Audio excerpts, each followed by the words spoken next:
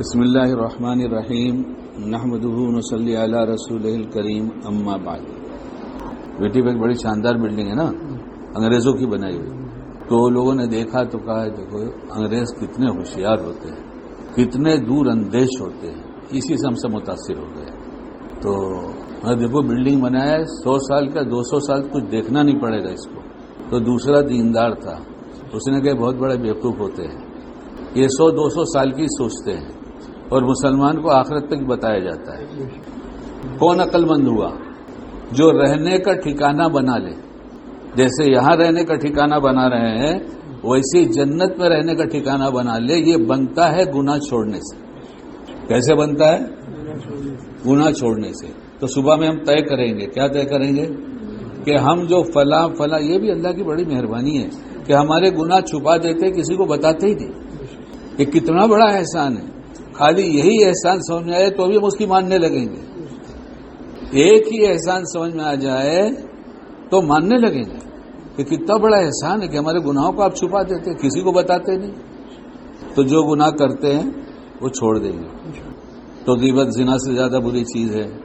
غیبت آدمی کرتا ہے تو اپنے دشمنوں کو اپنی نیکیاں دیتا ہے۔ غیبت کس کی کرتا ہے؟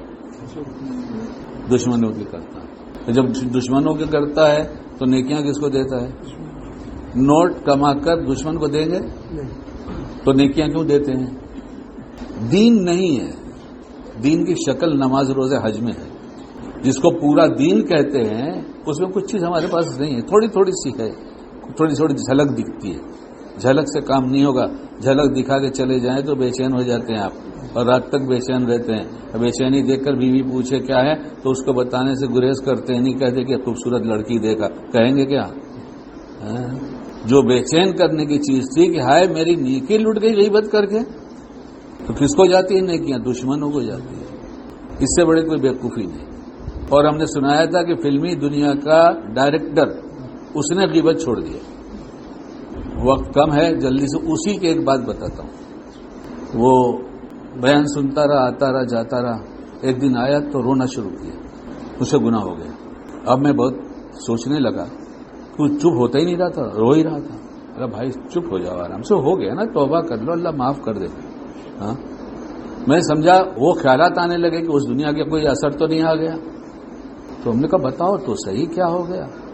تو اس نے کہا ایک دفعہ بدنگاہی ہو گئی، جب سے بیان سنتا رہا بدنگاہی کی، جب سے چھوڑ دیا تھا۔